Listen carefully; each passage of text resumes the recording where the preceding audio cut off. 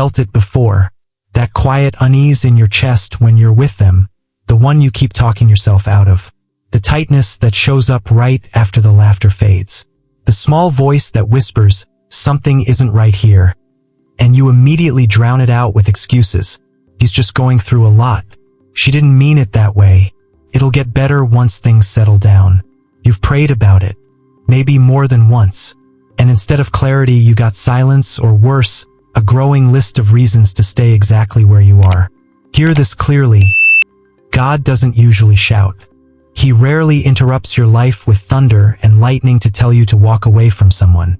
What if the problem isn't that God hasn't answered you about this relationship? What if he already has, and you've been trained to ignore the way he speaks?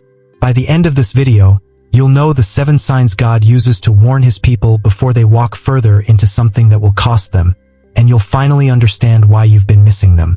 Think about the dashboard of your car. When something is wrong under the hood, you don't usually hear the engine scream. You see a small light, amber, not red, easy to dismiss, easy to tell yourself, I'll deal with that later. But that light isn't random. It's connected to something real happening beneath the surface, something your eyes can't see directly but your dashboard was built to detect. Your spirit works the same way. God doesn't always send a voice from heaven. He sends a dashboard light, a check in your spirit, a verse that suddenly lands differently, a friend's comment that echoes for days, a peace that quietly leaves the room. Not a siren, a signal. Scripture has always described discernment this way. In Colossians 3 verse 15, Paul tells believers to let the peace of Christ rule in their hearts. The Greek word there, berbuo, was used for an umpire making the final call in a game. Peace isn't just a feeling. It's meant to officiate your decisions. When peace consistently leaves a relationship, that's not nothing. That's the umpire making a call you don't want to hear. Now picture 2 people, both in relationships with real warning signs blinking in front of them. The first is a striver. She feels the unease, but she overrides it with effort. She prays for God to change him instead of asking God whether this is even his will for her. She reads books on how to be more patient, more understanding, more accommodating. Anything to manufacture peace instead of receiving it. She mistakes exhaustion for spiritual growth.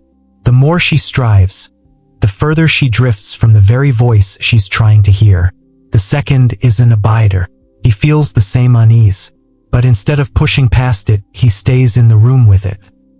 He brings it to God honestly, not help me make this work, but show me the truth. He lets Scripture examine the relationship instead of using Scripture to defend it. He isn't passive. He's attentive. And because he's abiding instead of striving, the warning signs actually reach him instead of getting buried under performance. This is the difference between a relationship that slowly costs you your peace and one where you catch the warning while there's still time to respond. Not a feeling you talk yourself out of. Not a doubt you pray away. A signal, one your spirit was designed to receive, if you're abiding closely enough to notice it. Listen to me. The 7 signs you're about to learn aren't about finding reasons to leave. They're about learning to recognize what God has likely already been showing you, and understanding why the noise of striving has been drowning him out. Here's what it looks like to actually catch these signs before they cost you something. Sign 1, the peace switch. The flip.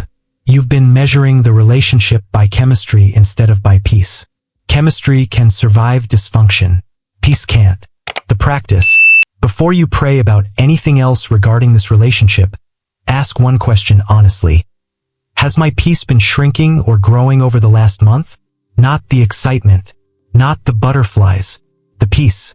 Write the answer down. Don't argue with it. Sign 2. The counsel switch. The flip. You've been avoiding wise people because you already suspect what they'll say. Isolation is rarely accidental. It's often the first thing a wrong relationship asks of you. The practice. Bring one trusted, godly voice into the situation this week. Not someone who will simply agree with you. Someone who will tell you the truth even if it costs you comfort. Sign 3, the fruit switch. The flip. You've been evaluating them by their potential instead of their pattern. Potential is who they might become. pattern is who they've consistently been. The practice: list 3 patterns, not promises, patterns you've actually witnessed over time. Let Galatians 5 verse 22 be the measuring line. Love, joy, peace, patience, kindness, goodness, faithfulness, gentleness, self-control. Not sometimes, consistently. Sign 4. The surrender switch. The flip. You've been asking God to bless a decision you've already made instead of asking Him to direct one you haven't made yet. The practice. Pray this exact sentence today. God, show me the truth, not just the comfort. Then sit in silence for 2 full minutes before you say anything else. Let Him actually answer instead of filling the space yourself. Here's what it looks like when this starts to work. You stop needing the relationship to feel a certain way in order to know it's right. You stop manufacturing peace and start receiving it.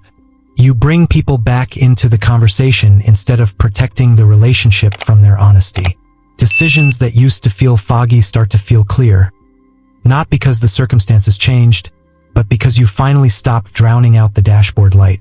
Whether that clarity leads you to walk away or walk forward with new eyes, either way, you're no longer guessing. You're abiding, and from that place the fog lifts. It's not about finding a reason to leave.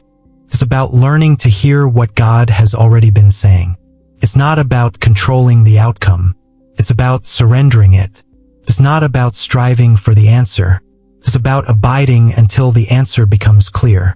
If this spoke to something you've been feeling, comment below. God, show me the truth, not just the comfort. Let that be your prayer this week, not just words on a screen. Share this with someone who's been ignoring their own dashboard light. And if you want more videos like this, grounded, honest, and rooted in Scripture, subscribe to Bible Revelation. This is a place for people who are tired of striving and ready to